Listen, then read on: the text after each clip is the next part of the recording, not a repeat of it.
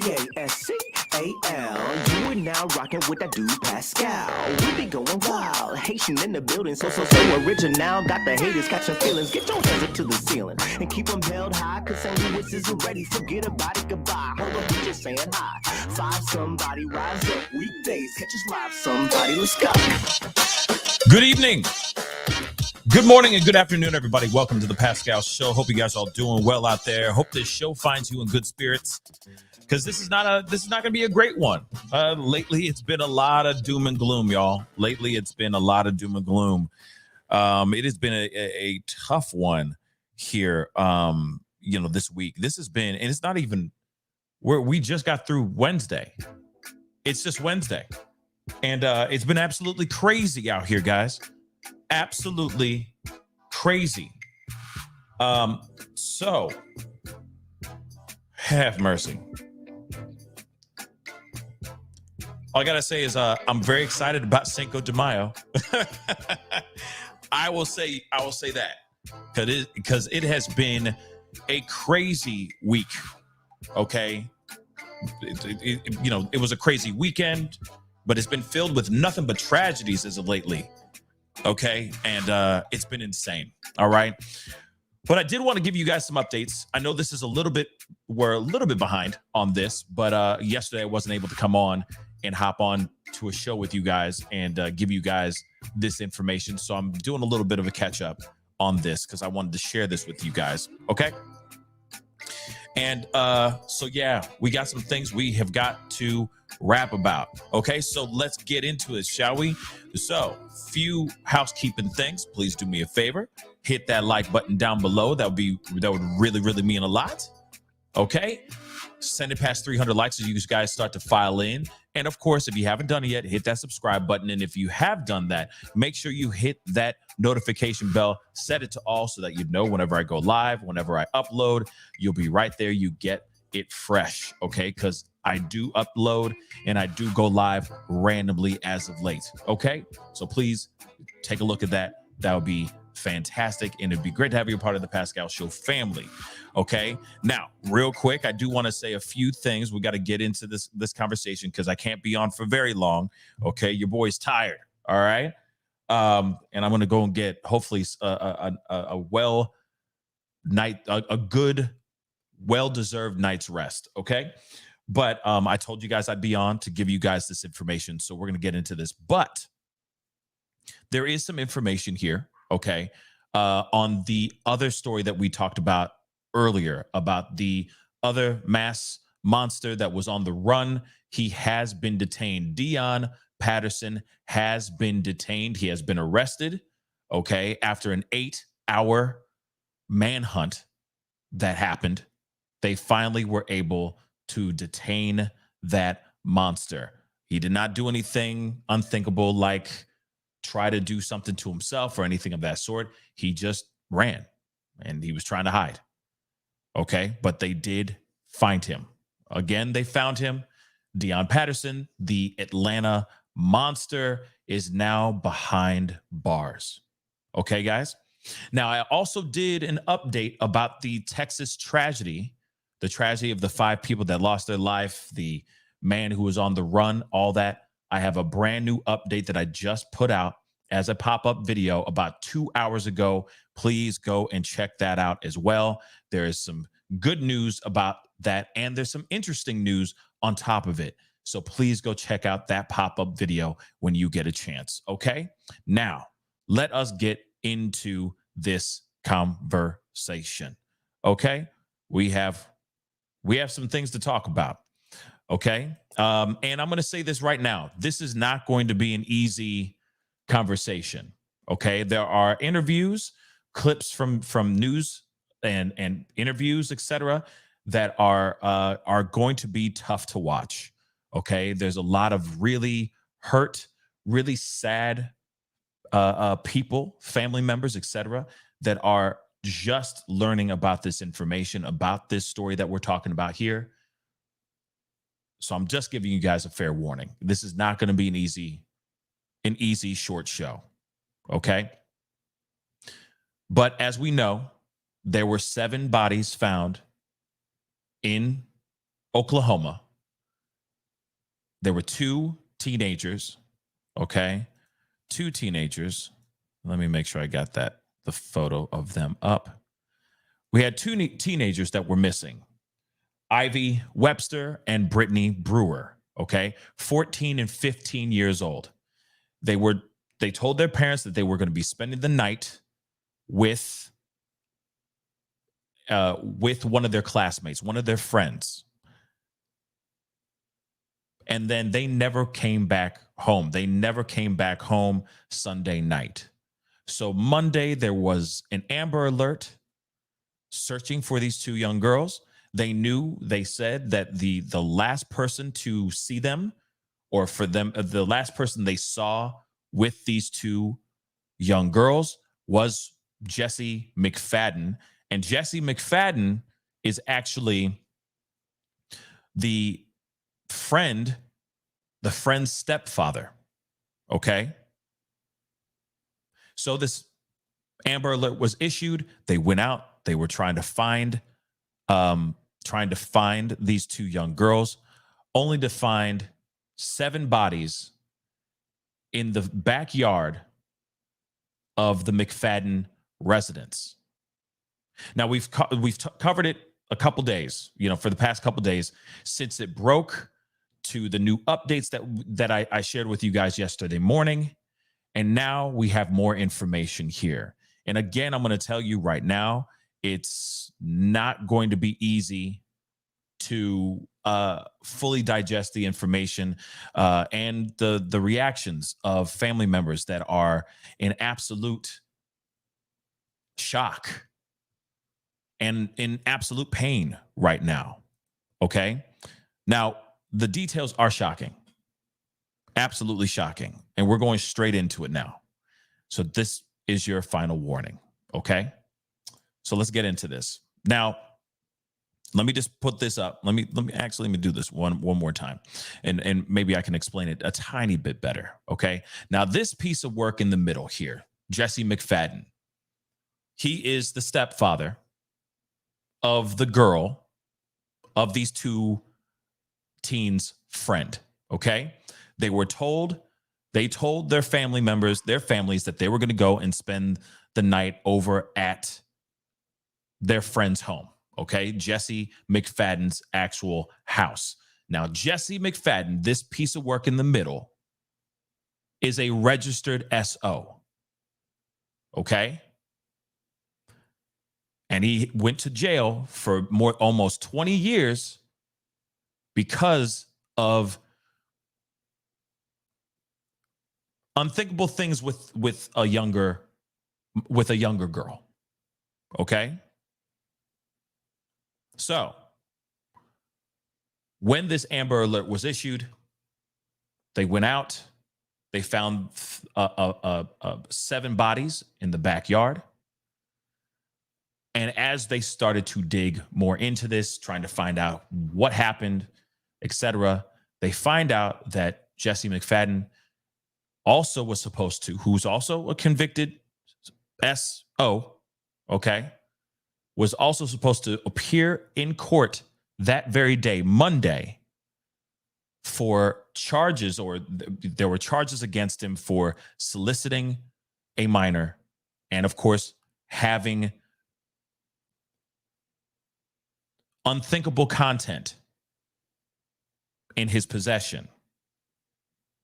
As we were looking into this story even more, we find out through interviews and all that, we find out that this same piece of work, while he was locked up, was doing the soliciting, was containing this type of content while he was actually locked up on a burner phone. And he was actually sharing this with other inmates via the contraband phone that he had. He gets set free, okay? After his 16, 20 years that he spent behind bars, meets a woman. They later on get married. And unbeknownst to anybody in the family, including, from what we're understanding, including this wife,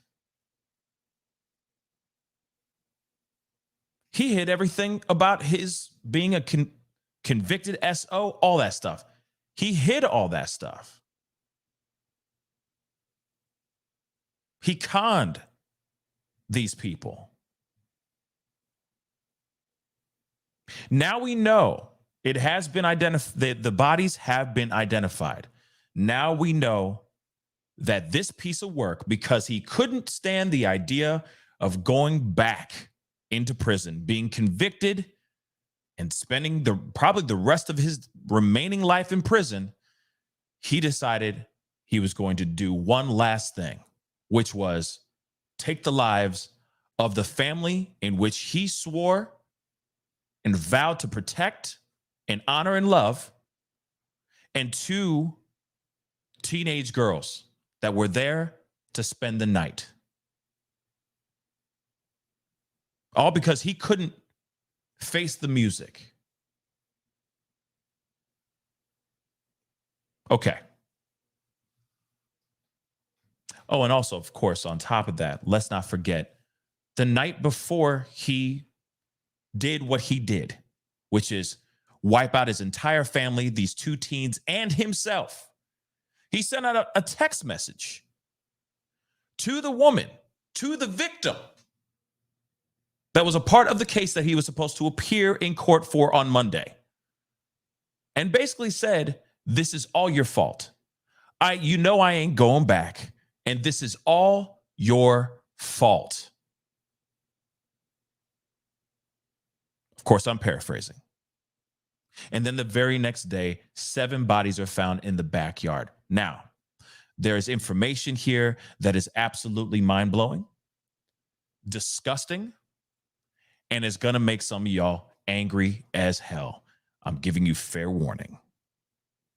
And it's small details, but this piece of work was a real piece of work. And I'll explain here as the show goes on. Let's take a look at this article here. Okay. Convicted SO, of course, wiped out his entire family, including 2 other teenagers, 2 other innocent people. And then he did that thing to himself as well. Okay. But there's some details in here that I want to make sure you guys know. This is okay. So in Oklahoma, SO aimed at 6 people in the head and then himself. Okay. This is what the police chief said Monday. Okay. So the police chief Prentice said that the victims all sustained between 1 and 3 wounds to the head. Then, of course, Jesse, of course, turned the gun onto himself. The evidence, this is what the chief of police is saying here. The evidence is that Jesse McFadden emmed 6 people and then turned it onto himself. Beyond that, I don't know what his thought process was. I'm not going to express a theory because I follow the evidence and I don't have any evidence about what the motive was. Now, we now have identified the names of the 6 victims, okay? So we already know about Ivy Webster, Brittany Brewer, but there's Riley Allen, Tiffany Guess, Michael Mayo, and Holly McFadden, the wife. Authorities began a search after Jesse McFadden failed to appear at his long-delayed jury trial on Monday in Muskogee County. The victims included his wife, her son, and daughters, and 2 other teens who were visiting the family over the weekend. Authorities discovered the victims Monday after going out to the McFadden property, which is located near the city of Henrietta, about 90 miles east of Oklahoma City. The bodies of Webster, Brewer, and Allen were found separately, about 150 yards from each other, Prentice said in a news conference, and about a quarter mile from the McFadden residence. So let me just say this. To me, it sounds like these kids ran. There's two choices. And this is going to sound crazy, okay? One of them is they got scared and they ran for their lives. They ran like hell. They saw what was going on. They got scared and they ran like hell. They split up, by the way. They were found separately about 150 yards from each other. So they scattered. Either they ran out of fear or this piece of trash told them, run. And he turned it into a game. Those are the only two things I can think of. The fact that they were found in that way. Running for their lives, guys. Running for their lives. Those are the only two I can think of. I mean, I'm sure you guys can think of another possible scenario here, but in my mind, those are the only two I can think of right there. They either ran or he told them to run. And again, still, GSWs to the head. 1 to 3 wounds to the head. You know, I got to use these code words. They were all headshots. Think about that. Let's continue. So they're found separately. All three of them were apart from each other, about 150 yards from each other. Okay. Now, and that was about a quarter mile from the McFadden residence. Prentice, the chief of police, said the other 4 bodies were actually discovered together, about 450 yards from the other 3 victims. The weapon used in the shooting was a 9mm handgun, and it was actually Jesse McFadden's wife, Holly's gun that she bought in January of 2022.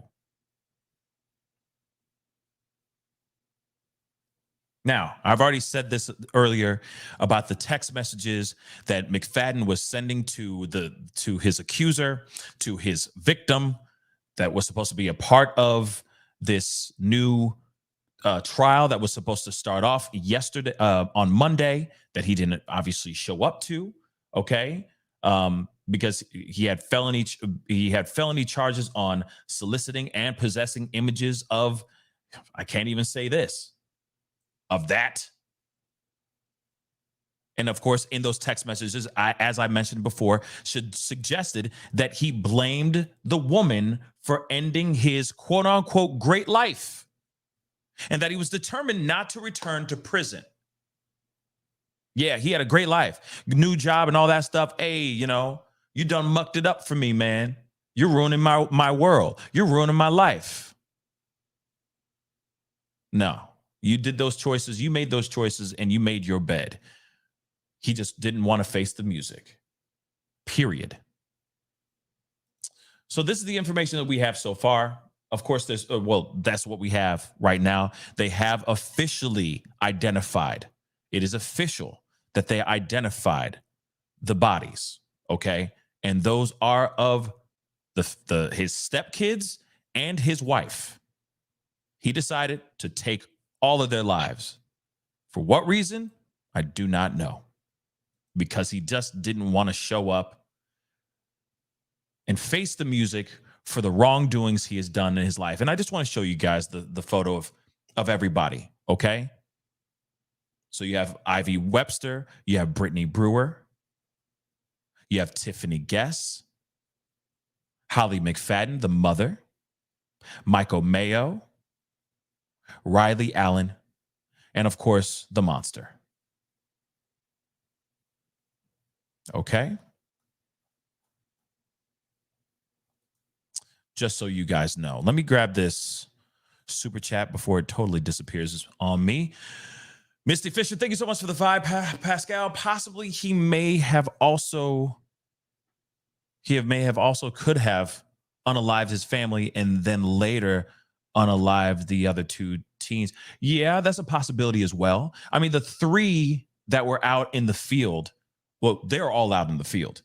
but the three that were spread 150 yards away from each other, let me make sure I got that part right. Yeah, 150 yards away from each other. Yeah, I mean, those could have happened first, and then he did the unthinkable with the rest of the family, the other three. That's a possibility too. But they were all discovered together.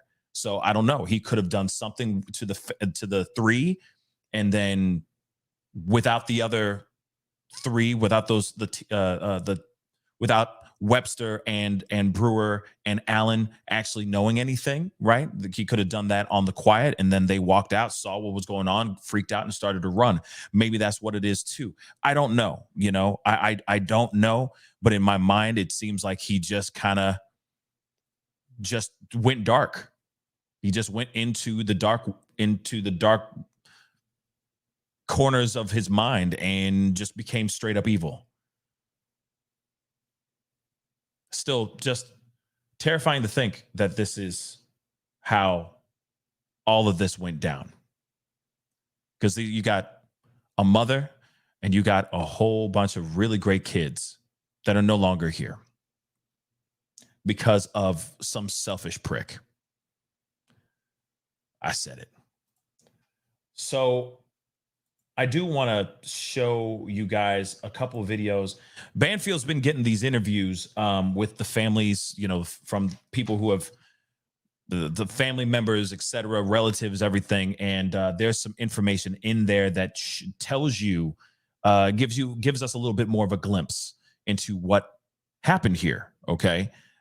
So I wanted to share that with you guys. So let's take a look at this and press the number 1. Let me know you guys can hear this. And of course, please do me a favor. Hit that like button down below. Send it past 300 likes. Okay. That would really, really mean a lot. Hit it, hit it, hit it. And of course, do not forget to hit that subscribe button. You know your boy's working hard out here in these streets. So please hit that subscribe button. Join the family. That would be greatly appreciated. Let's rock and roll. Story. Just the facts alone, let alone what we're learning just tonight on this program. I am joined now by Joe Guess. He is the father of the youngest victim, 13-year-old Tiffany Guess. He has his friend Sonny Summers with him for moral support.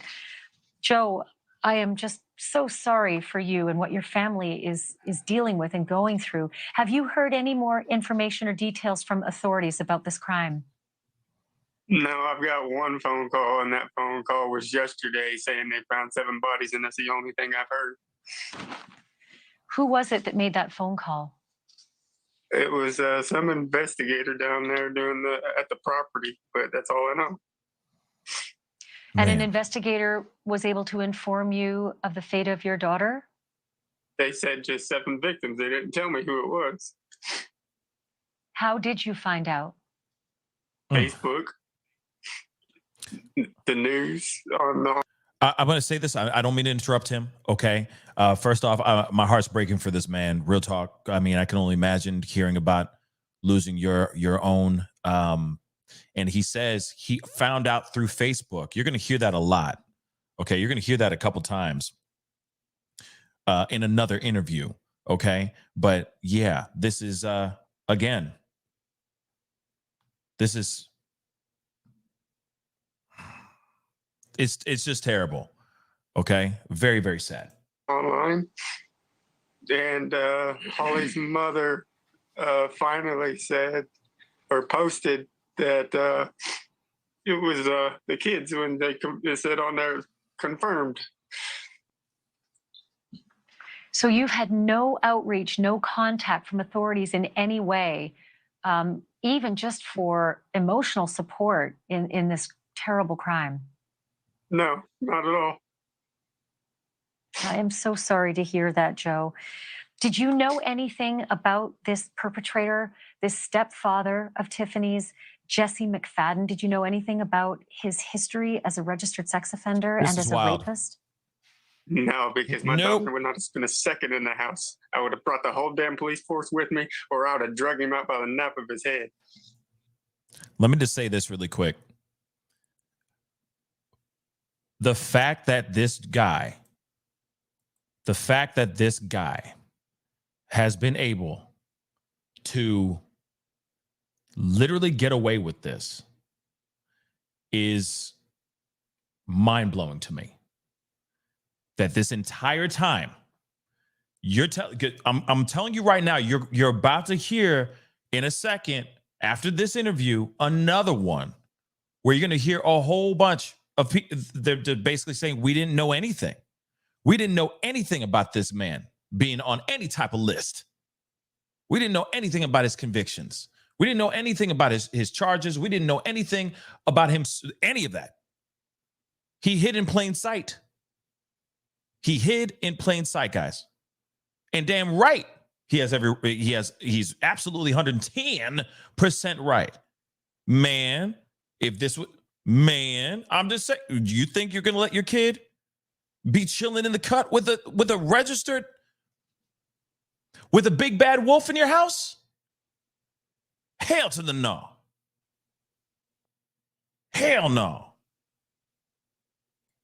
I digress. Let me continue. He ain't wrong, Holly though. never mentioned anything at all to you about this. No, the only thing we ever talked about was at the beginning of their relationship. We had an understanding that no one would be around the kids unless we both agreed upon it, and we did a background check, and we were okay with it. I asked if there was a background check.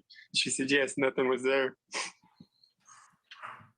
You heard that? See, even my dog's tripping over this. Real talk. He tripping over this. Yeah. Let me roll that back. Nosebleed seats. Still don't understand how that works. But let me play it one more time. That's crazy. Enough of his head. Holly never mentioned anything at all to you about this. No, the only thing we ever talked about was at the beginning of their relationship.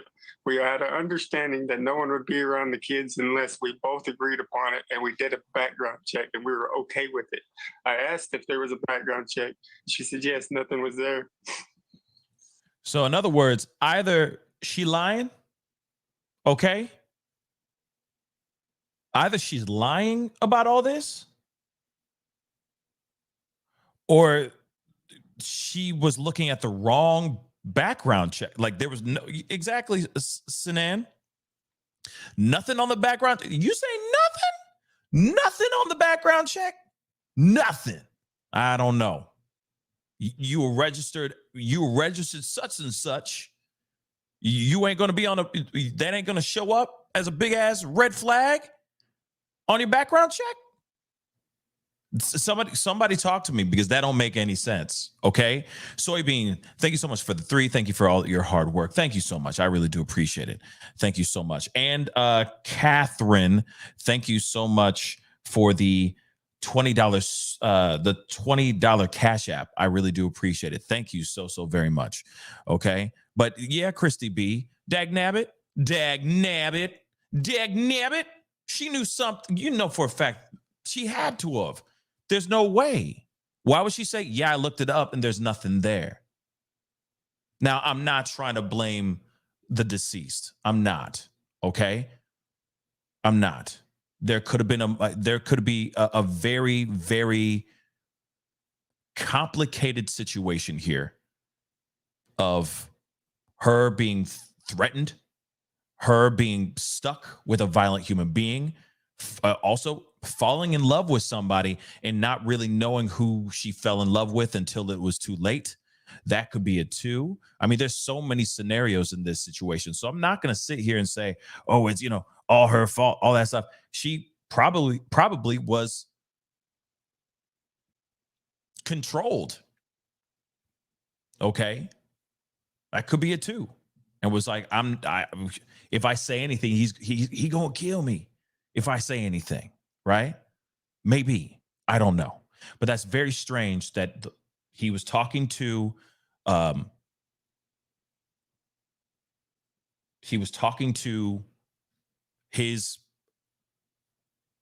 mother of his child, asking, hey, we have to agree on certain things, and there has to be a background check on any person my daughter crossed paths with or is living under the same roof with. He asked her if there was a background check or if there was anything worthy of bringing something up. Like, he could have been a very dangerous criminal beyond just being a registered SO. she still said that there was nothing on the records in his background check. I find that very, very weird. I find that very weird. But let's continue.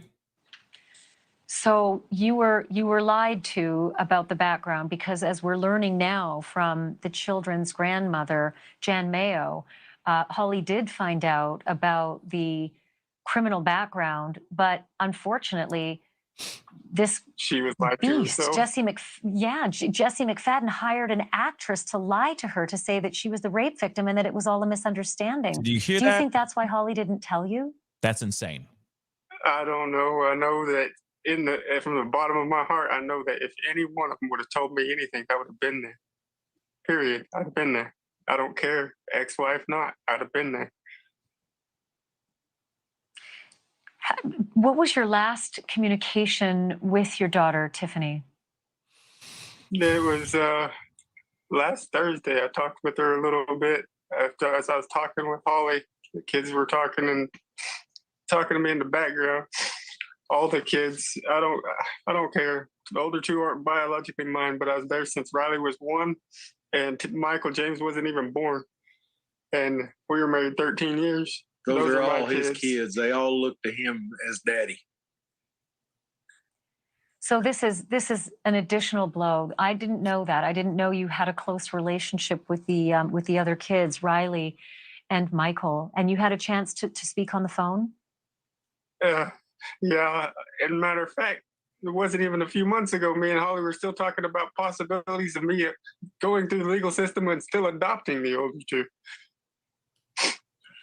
Even though she had married Jesse McFadden? Yes. Do you have any Those thoughts as to why she might have been thinking that you could adopt the children when she was married to someone else? Because we've been working on it for over 10 years. They loved him. They didn't look at nobody else as their daddy. This is their daddy right here. They came to me the last season of Darren Track and was like, Dad, we know you're not our biological dad, but we don't care. You're our dad. So this guy was so close with these other kids. Let me make that abundantly clear, because I see some of you guys are going, wait a second, these are all his kids? No. He only had one kid, one biological kid with Holly. The other two, I don't know where they come from. If they come from separate relationships, obviously, okay? But the other kids that weren't his biological kids loved him so much that they were trying to get adopted by him. That tells you something too, okay? And if they were in the process of doing that right then, okay, before this tragedy happened, that tells you a huge red flag. That throws a huge red flag in this whole thing, because clearly something was not going well in that house, in that McFadden residence. Clearly something was not right. Clearly. Yes, Thunder. That speaks volumes. It does. It speaks volumes, guys. Clearly something ain't right here. You're telling me the kids wanted to leave their own mother and stay with and be adopted by another father that isn't even their biological father? Something wasn't right at that house. Something wasn't right at that house. So Riley and Michael called you dad as well? Yes. I am just so sorry for what you're going through. This is just, it's such a tremendous, I mean, it's an unimaginable loss, that what's happened. At this point, do you hold anyone responsible for having let Jesse McFadden out of prison? It looks like 3 years early, while a crime had been committed in prison, a crime that was similar to the crime he committed that got him into prison. Yep. Yeah, he never should have been let out. The legal system completely failed. Facts. And not to mention, where's the sign? Where's the pink light? Where's all the indicators of somebody that's supposed to be a registered sex offender? Somebody dropped the ball. Joe was kept in the dark. He didn't know anything about this guy's past. We didn't know anything about this guy's past until yesterday when it started popping up. And we're learning more and more about it in real time right now on the interviews you're doing, that people that knew about it, but yet for months and kept it privileged to their little circle and didn't tell Joe anything about it. I imagine it might have been new information tonight that this sex offender had hired an actress to tell your ex-wife and the mother of your kids that there was no sex offense at all, that she was the pretend victim, and that it was all a misunderstanding. I never knew Holly found out anything, and I never knew about a lie. I never knew about portraying nothing. I never knew about any of it. When they found out what Is the there public anything- record was, and they knew Go ahead. that he was a sexual offender, and they knew that he had been in jail for all those years for rape, somebody should have told this man so he could protect his daughter and his kids. All three is his kids. What would you like, Joe? What would you like us to all know about all three of those kids, Riley, Michael, and your daughter, Tiffany? Well, they were taken from me too soon, but the best moments of my life. My oldest Riley was amazing, great artist. All the time asking if she could just draw me something. My son, always excited about showing me a new video game and talking for hours about video games and engineering and building this and building that. My youngest, straight A student, most amazing, sweet, kind person. Doesn't matter where I'm at, what I'm doing, she'll come running and jump in my arms. Daddy. Track And I'll star, never get it again. daddy's girl, track star. Fun-loving kids, man. Fun-loving, good kids. I can only imagine. I can't even imagine what this father's going through. Real talk. This takes a lot of strength to get on here, get onto any show and speak about this. And I get it. He has to come out and speak out about this because let's be real, the system effed it up. The system failed him. If that's really what happened. If that's really the case, okay? You look at this whole thing, the system effed up totally. Then, of course, there's information that should have been known, that he should have known. This father should have known, okay? But for some strange reason, there's information in here that I am still like, I'm just shocked. She looked things up. She said it wasn't, that it wasn't there. That there were no red flags, that there was nothing bad in his background check. But then when they did the background check, there really was information here that he was a monster, a very dangerous one. So then when she finds out about this, she confronts him. And we're going to hear in a second here, but he literally hired an actor to basically sit down with his wife, Holly, and tell her that it was all one big misunderstanding. That it was just, they had it all wrong. That those charges are for the birds. Make that, I don't know. And then it also makes you wonder, when did Holly find out? How soon did she find out? Did she find out a few days ago? Did she find out right after they got married? Did she find out before they got married? How? We got more here I want to share with you guys. Okay. Well, let's take a look at this. And this is a big interview with Holly's mom. Okay. If I'm correct. All right.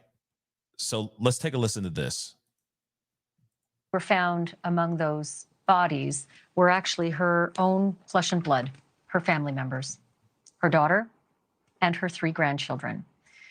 Among the others, the youngest grandchild had 2 dear friends that she'd asked over for a slumber party, and they were headed to their stepdad's ranch. That stepdad was convicted of first-degree rape in 2003, served 2 decades in prison, during which he committed another crime involving a young girl, and was supposed to appear in court the day that the 2 young friends were found dead among those other 7. That's the man in question, Jesse McFadden, 39 years old, convicted sex offender. His wife, one of the dead. His 3 stepchildren, that would be his wife's 3 children, 3 of the dead.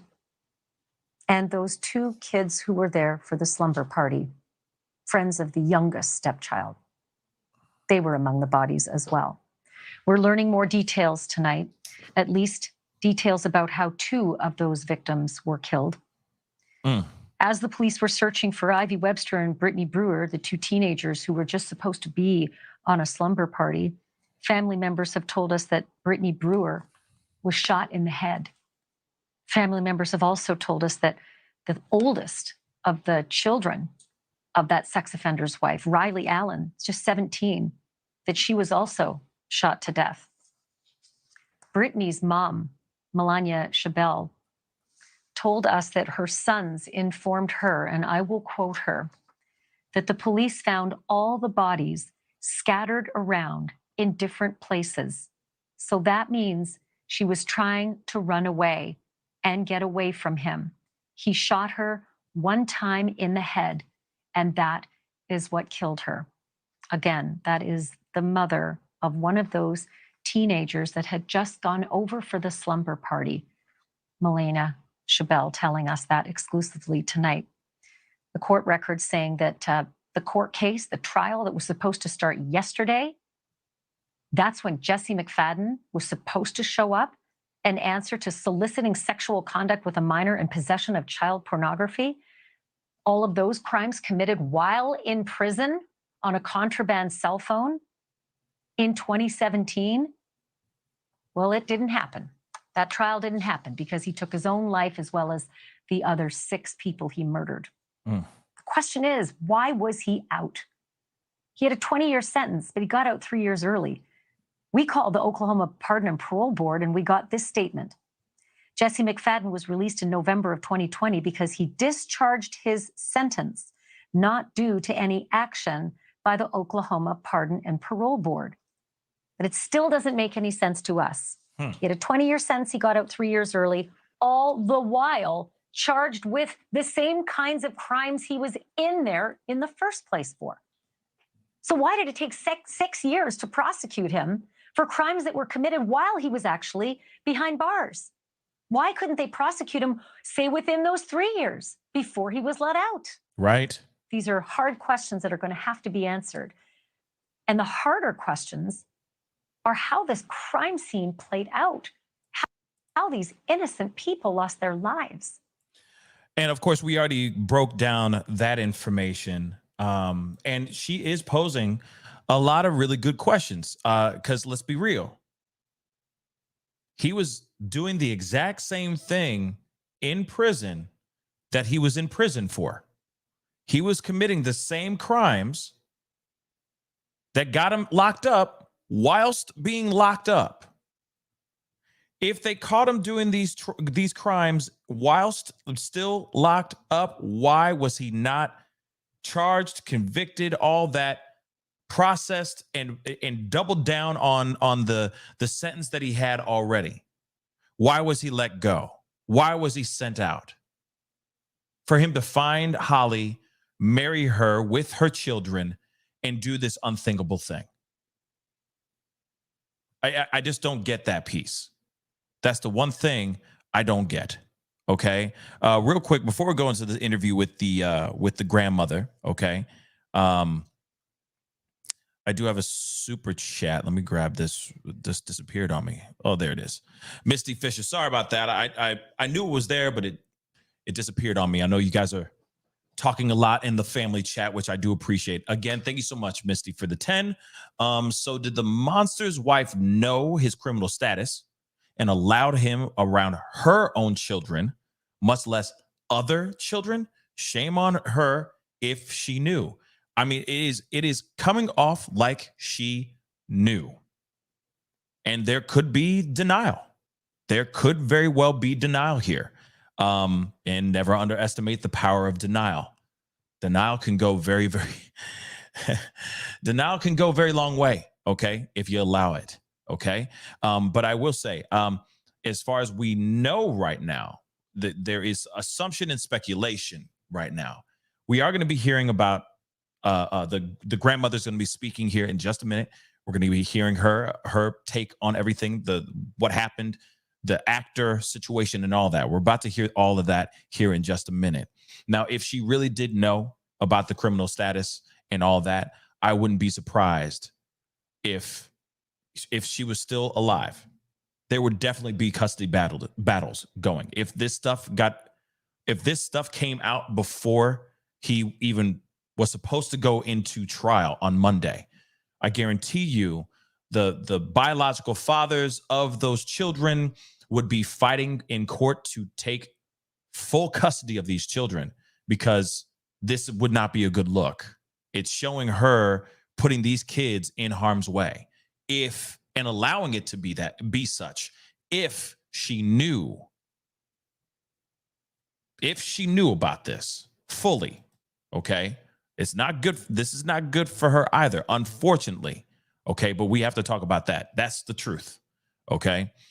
Misty Fisher, again, thank you so much for the 5. Lord, please comfort this dad and give him the strength, courage, and protect his mental health. In Jesus' name, amen.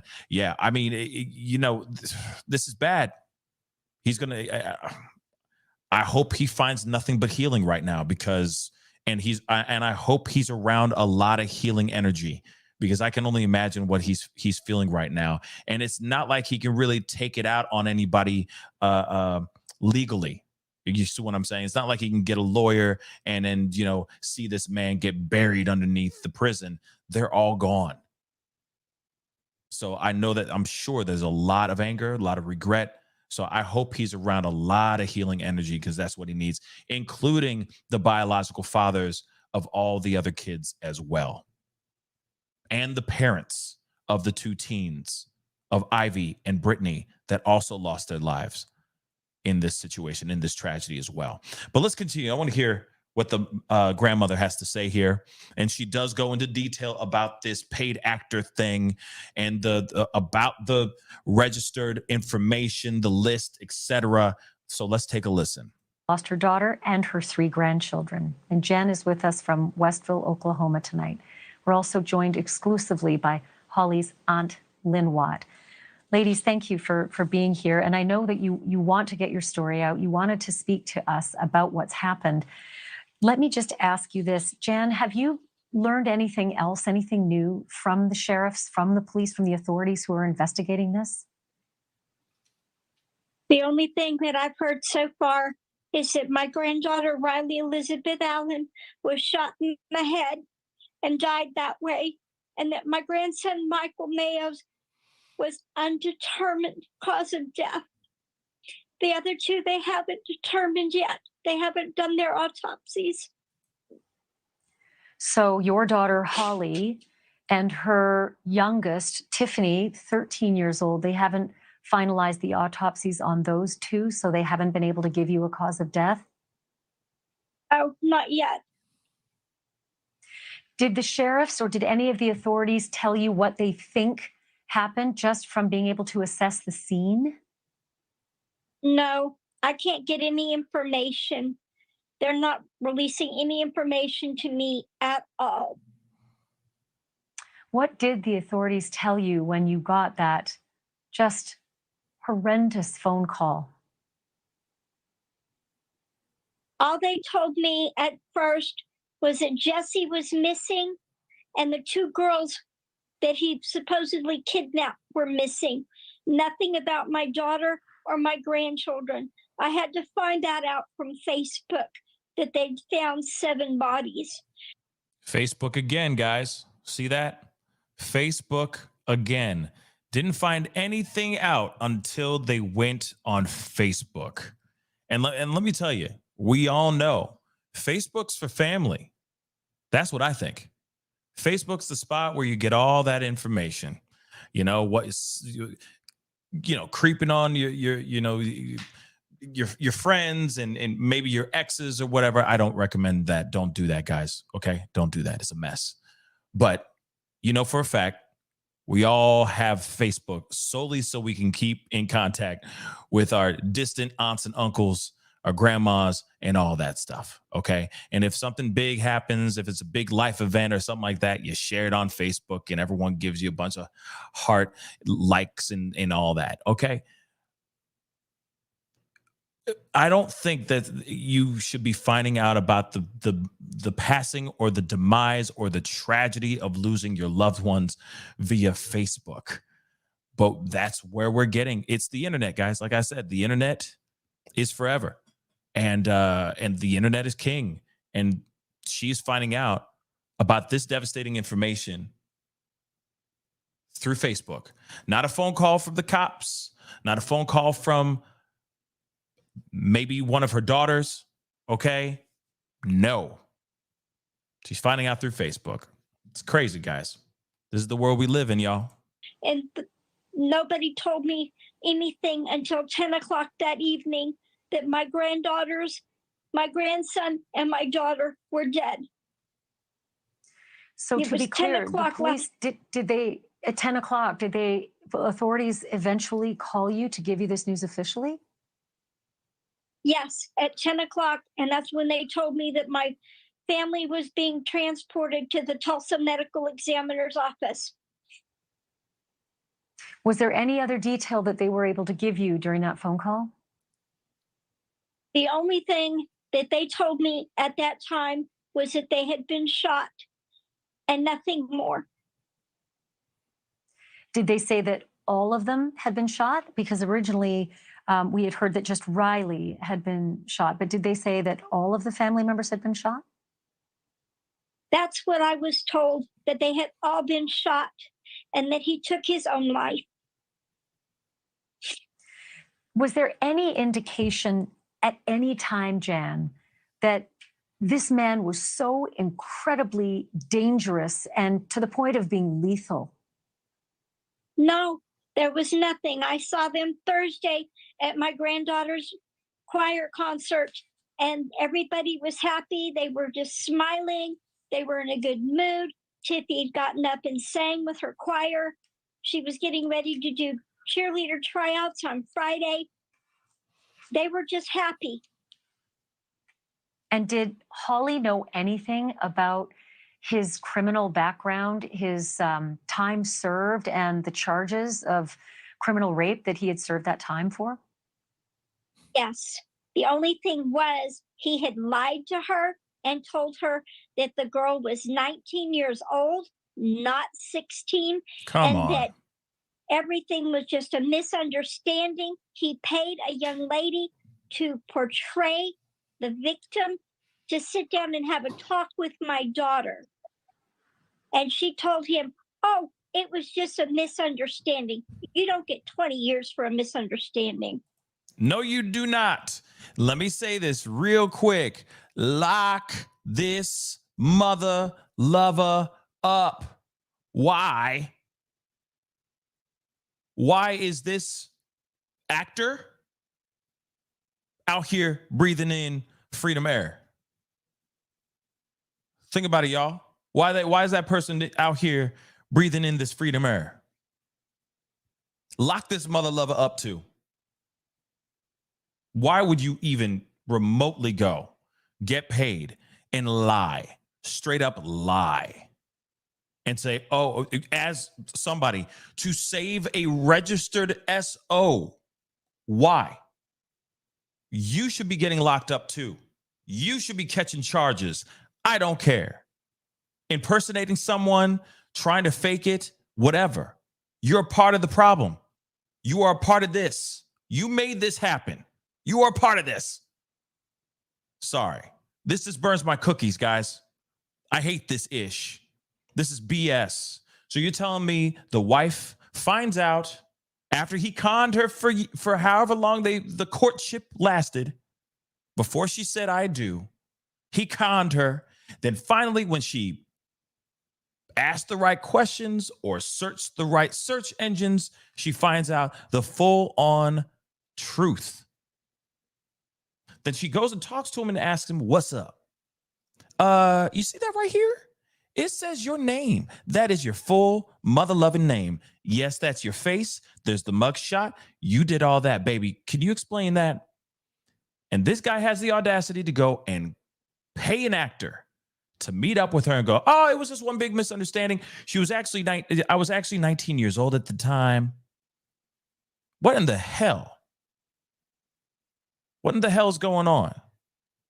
And if she believed that, then if she actually believed that, my mind is blown. How can you be convicted of something like that, where they say it's a minor, but then the guy goes, no, baby, it's a misunderstanding. You know, she was 19, but he's still being charged for being trying to do things with a minor?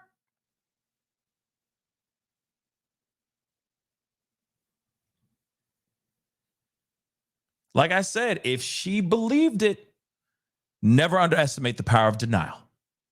But I'm just saying, if that person that got hired, if that girl that got hired, that actress that showed up and acted like this other person, impersonated the victim, was that convincing? Lock her ass up. That's what I say. Misty Fisher, thank you so much for the 10. It blows my mind that the prison released him. I agree. If I was the stepdad, I'd be filing suits against the state of Oklahoma and whoever else allowed that monster out of prison. Absolutely. I see so many lawsuits coming. And trust me, they're going to win every single one of them. Just you wait. Okay? But my Lord, I'm saying it. They should be locking that actress up too for just being a part of this. Man. He paid a person to impersonate the victim of his crime to tell your daughter a lie, that it was her and that it wasn't a crime? Yeah, it's exactly what he did.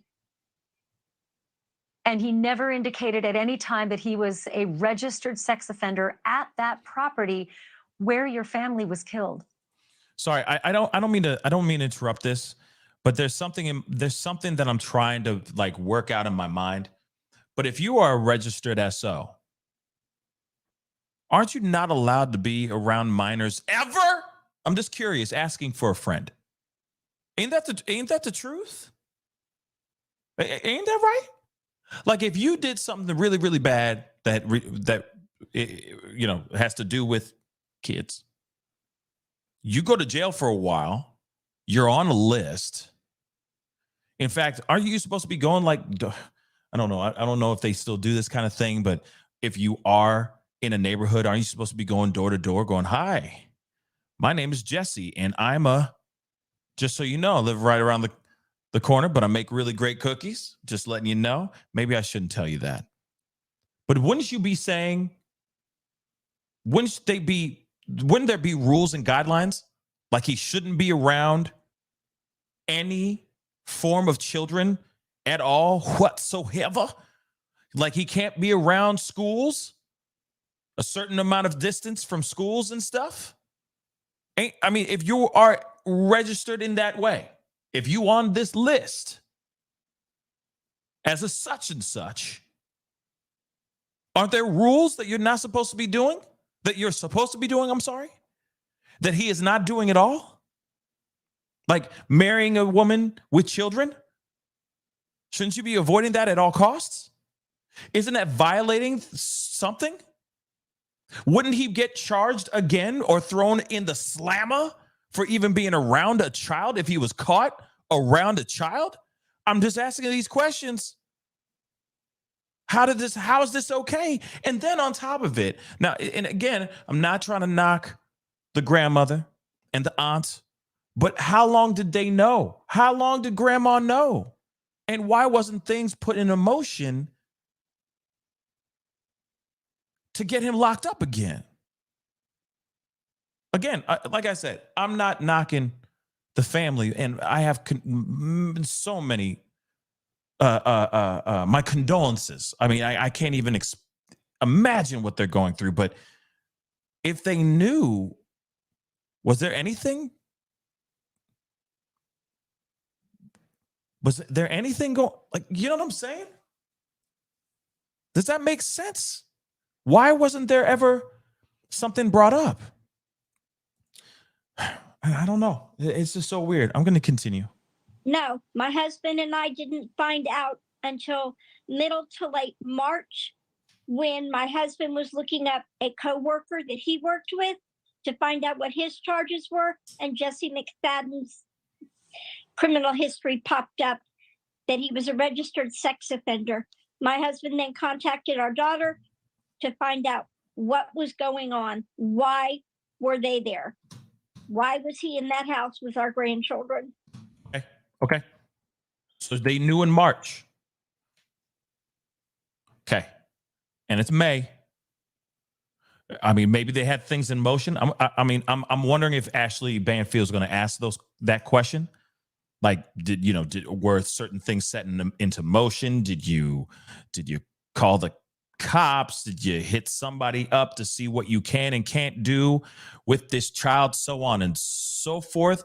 But you're telling me that they found out in March. Did they do anything about it? That's the question I have now.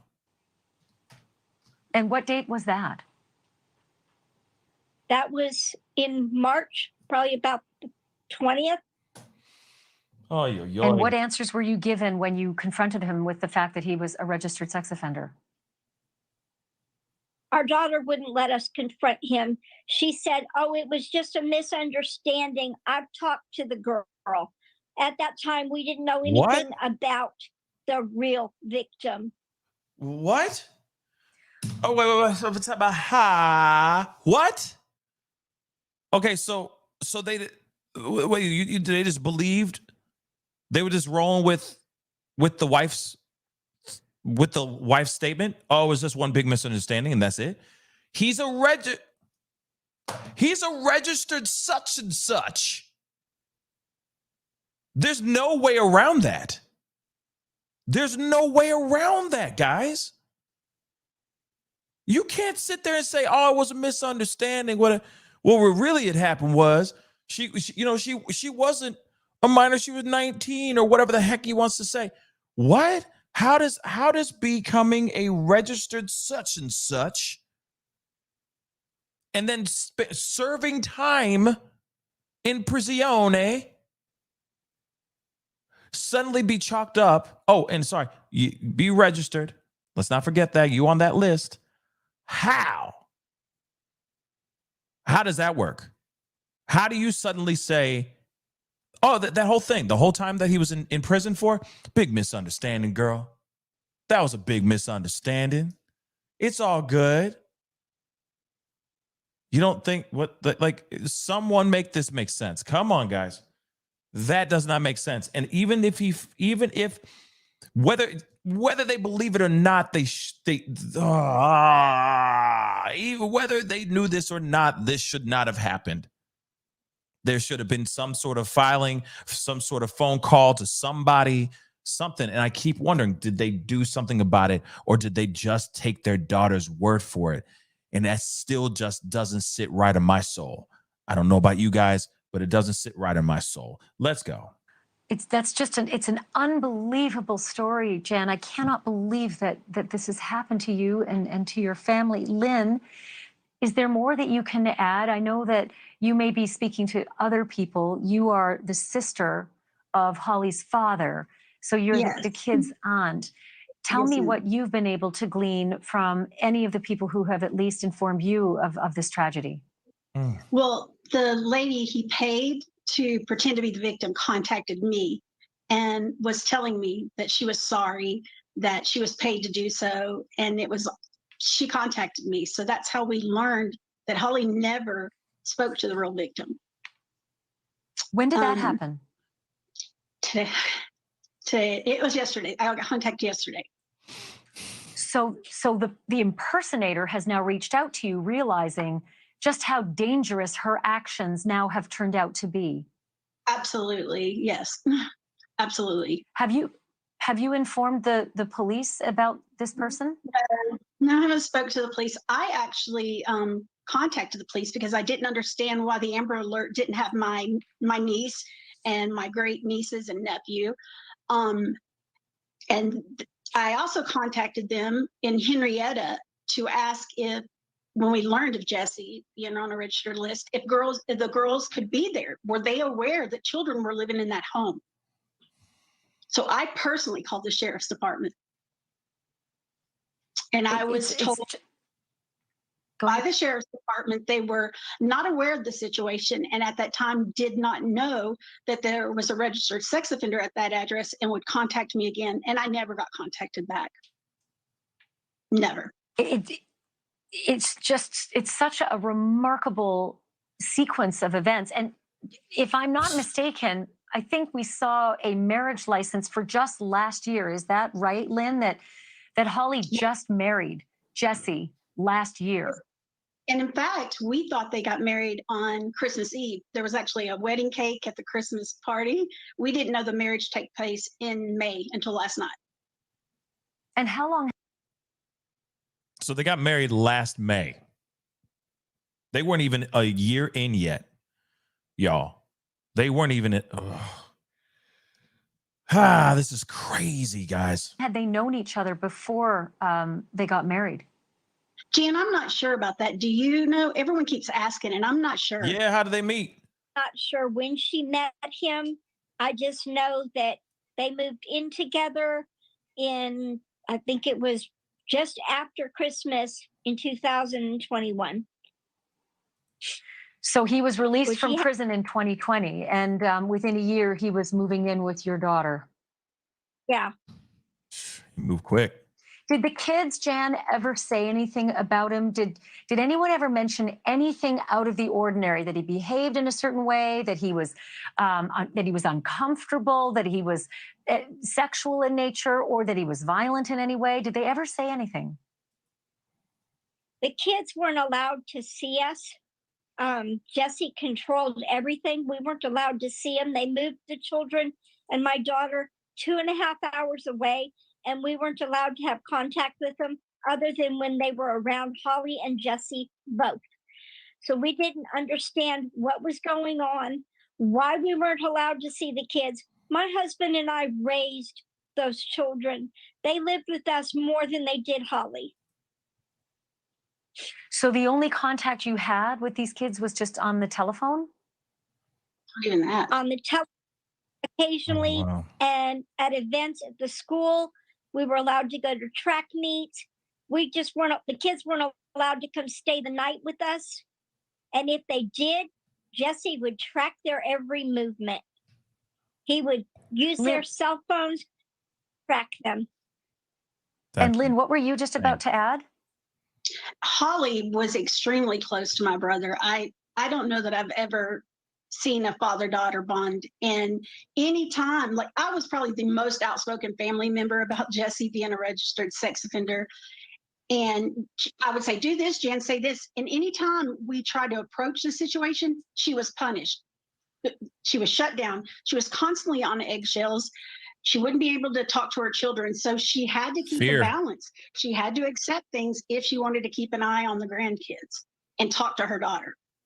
It was just an everyday call from Jan, just so stressed. My brother actually relocated to Henrietta to be close when Holly moved. He got an apartment and moved to Henrietta so that he could attend the school events and be there for his grandkids. And he was living in that town and still was not allowed to see the kids. Wow. So it sounded as though Jesse McFadden had an extremely controlling relationship over Holly and all three kids, became increasingly unwilling to accept the fact that there might be something wrong with this man, and that he might actually be something other than this actress and this liar who had been hired by her husband that person had told her. Listen, clearly there's a lot here that we're seeing here. Like, there's obvious control, not only just with his wife, but he was controlling the kids as well. And the fact that he was tracking their every move on the phones, or on their phones, or through their phones, shows a crazy amount of obsession and control, and almost like ownership of these children. That's not good. That's clearly someone who is on a list, if you get what I'm saying. Hold on. I got a couple super chats real quick. Raven, thank you so much for the 5. Pascal, go to the Oklahoma District Court records, type in his name, and look at his record. OMG. Yeah, I just pulled it up. I'm gonna show that here in a second. Okay, and he's definitely on the list. Okay. Soybean, yes, the whole situation sketch as F. I agree. But then there's a part I throw this out to you guys. When you could tell that the aunt is trying to defend the grandmother, basically, like, she was trying to do everything she could. My question is, did they do everything they could? I don't know. You see what I'm saying? Like, if this was a huge problem, why wasn't their phone calls made? Not towards to each other as a family, but to CPS, to law enforcement, a lawyer, anything, so that they can find out what ways they can get, what they can get around the situation and keep not only Holly safe, but those kids safe as well. I'm not trying to point blame on anything, and this is a lot of the woulda, coulda, shoulda situation as well. But at the same time, man, it feels like the fear of getting active was the cause of this domino effect of everything that it ended up becoming. But Misty Fisher, thank you so much again for the 5. Question: law enforcement knew he lived with kids and did not arrest him for violating the rules of SO. Yeah, he had an active court case. Yes, he did. I got many questions, guys. I am still I just don't believe this. Anders Clemens, thank you so much for the $5 Cash App super chat. They said the transparency of police departments is lacking. I agree. I totally agree. This is the kind of thing that doesn't make any sense when we're looking at law enforcement as well. Nothing's being done. Nothing was being done. And this person was a registered such and such. He was on a list, a very unthinkable, disgusting, monstrous list. And law enforcement wasn't there to help. I don't know. It doesn't make sense. The state, the city, etc. didn't do nothing. It's not only just law enforcement. It's everything else combined too. That doesn't make sense. And absolutely. And anytime we questioned anything or asked anything, Jan and Michael were punished. That meant they didn't get to talk to the children or see the children. They were cut out. So we just had to be quiet. I am just so incredibly sorry for what both of you are going through and what you have been going through throughout this whole ordeal. And we will stay in close contact with you as additional details, become available. But our hearts, our thoughts, everything. I mean, there's nothing I can say to make this better, but please know that we are deeply, deeply in sympathy and in solidarity with you tonight, both of you. Thank you for speaking out. Yes.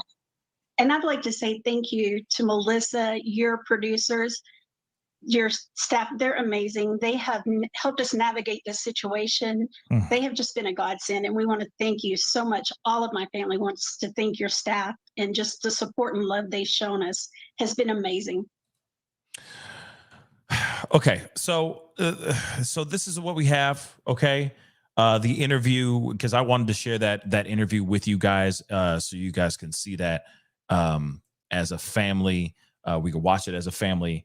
because still, no matter what, And I just want to say, whoops. Because still, no matter what, this information is still very, very shocking. I just don't get it, and I get it that it's a woulda, coulda, shoulda kind of situation, and not everybody's perfect. We can't put blame on just one thing. It is a combination of a whole bunch of different things in this situation. But the fact that, let's be rest assured, they were talking about the fact that the wife knew, but she was getting bamboozled by Jesse, and Jesse was sitting there saying it's all a lie. It's one big misunderstanding. Yet he has a record. Okay, he most definitely does, which I'm going to show you guys right now. Let me show you. Blammo. Here it is. I mean, it's really, really weird, small print. Okay. But it shows his height, weight, his hair color. Apparently he's blonde. That's new. I just thought he had brown hair. Blue eyes. Okay. Birthday's in August. Then moving on, and I guess his 40th birthday was coming up. Just so you know. So he's 39 years old. And here it is. First one at the top, number one with a bullet, y'all. Okay. Pittsburgh County Court. R in the first degree. Term, 20 years. He was incarcerated for it. Okay. Then there was another one that was involved. Grand larceny, in-house or vessel. Term, 8 years. Okay. And then another one, grand larceny, in-house or vessel, 5 years. Now, the date that he was discharged for the 20 years, okay, yes, he spent about 16 years in prison. And he was released in the day before Halloween of 2020.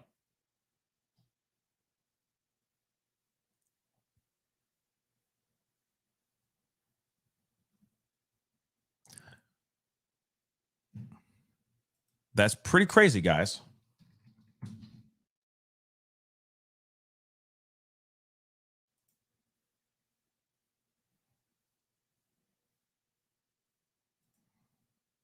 That's pretty crazy. Okay. So he has a track record. This is his face right here. He really was in prison for almost 20 years for the first one, for the major first one right there. Okay. R in the first degree.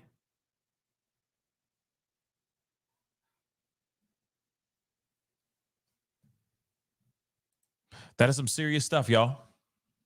That is most definitely some serious, serious stuff. And for some weird reason, all that was looked over. All of that seemed to be glossed over. For what reason? Oh, my Lord. Hold on. I didn't know that they had this. That's interesting. Let's take a look, shall we? The various mugshots that he has. Here's another one. 2015. 2014, 2007, 2004, 2004, 04. Look at this guy. And then I don't know what that, I guess that's this one all over again. But those are all the mugshots that he's got. Okay. So I don't know. I don't understand why this was basically glossed over in a way. But then in that situation, I mean, I don't know about y'all. If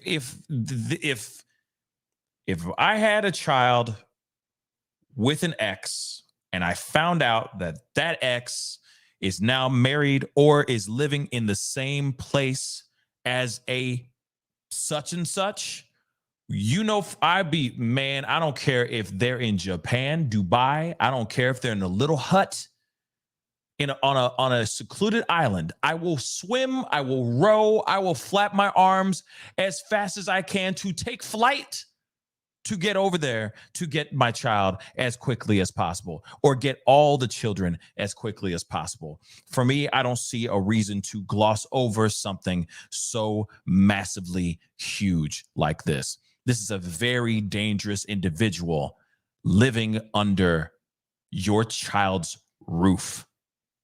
You have the big bad wolf inside the house.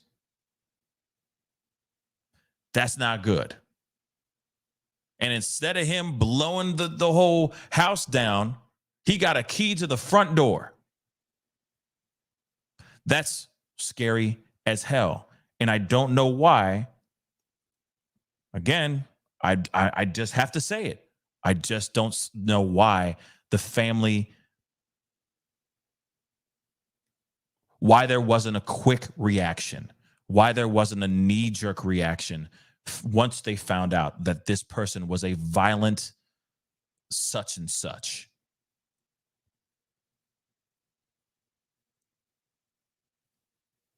I don't know. And I know at this point it's a woulda, coulda, shoulda, and I'm not trying to shame the family or anything of that sort, but I hope that we can look at this and take this in as a cautionary tale for all of us. Okay, we live in very dangerous times. We live in crazy times, and there's a lot of wolves in sheep clothing out here in these streets. Just because they can smile at you and they know how to manipulate, or they can sit there and say, "Oh, it was a big misunderstanding," even though it's court documents. You were found guilty and charged. How could you be convicted of a misunderstanding? Is still beyond me. Okay. But this is why we have to be extremely careful on who we rock with, y'all. Because sometimes you fall in love. You get very excited about that person. It happens. It does happen. You think that person's an amazing human being. You think, oh, I see the future with this person. And then you suddenly find out something that you never thought you'd ever find out about that person. And then suddenly you're stuck. Either because control and or certain levels of abuse was integrated into the relationship, or it suddenly gets popped on because you found out the truth about somebody, about the person that you love. Then they just turn it on. Suddenly, oh, the sheep suddenly is the wolf. Suddenly they take off that mask and they're like, hey, well, now that you know who I am, F it. Now you're just going to have to deal with it. And that's scary. That's a scary thought. And it's a real thought. And I feel like that's exactly what happened to Holly. But again, I wish the family didn't drag. It just seems like they dragged their feet, or they just didn't know what they could or couldn't do. And that's heartbreaking. It is. Misty, thank you so much for the 10. Everyone who is dating, please do legit background checks on those you choose to go out with, and do not put yourself in Holly's place. Yeah, I mean, there's a lot of things, don't settle. Okay. I know that I know, like, for Holly, maybe it was not easy for her to find a good man that likes kids and has no problem with her having 3 kids as well. There is a part of that when you do find somebody like that, you want to hold on to that, because it's a rare occasion. When you become a person of a certain age, it becomes harder and harder to find a single person out there, a single individual that's cool with kids, right? That could be tough. And then when you do find somebody that's cool with kids and they're nice and they smell good and all that, suddenly you hold on to that. You're like, oh, he ain't going nowhere. I finally found a partner, right? That could be it too. But like I said, this is a scary and sad situation, and we should all be looking at this as a cautionary tale, because you never know who is sitting at your dinner table. I just say tread lightly, okay? Tread lightly.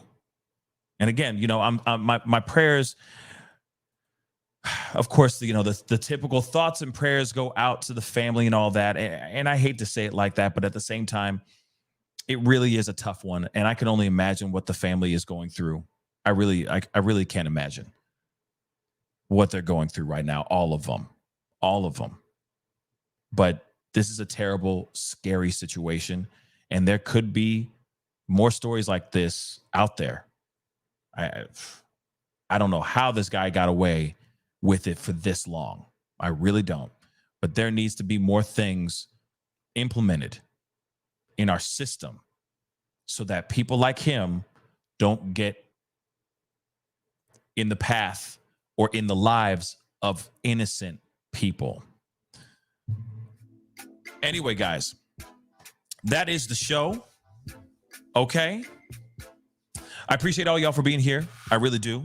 We got a lot to talk about. Okay. We got a lot to talk about. There's a lot of other stories that are popping off. Man, I got pages and pages of stuff for you guys, but I did want to share this update with you guys, this information. If there's more information, for a fact, I'll be talking to you guys about it as well. Thank you for all the Cash Apps and for the super chats. I really do appreciate it. But if you haven't done it yet, please hit that like button down below. Crush it. That would mean a lot. And of course, do not forget to hit that subscribe button. Okay? Yeah, please.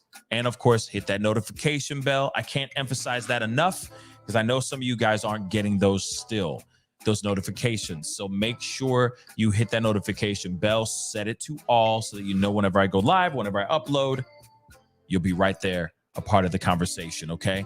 We got more conversations to have, more topics to cover for tomorrow. So be sure to tune in tomorrow morning. And I'll see you guys then. It's time to get going. Be good to yourselves. Be good to one another. And I'll see you guys very soon. Have a great rest of your night, guys. Stay blessed. And hug your loved ones tonight. They deserve it just because. All right? I'll see you guys soon. This is the Pascal Show. Bye.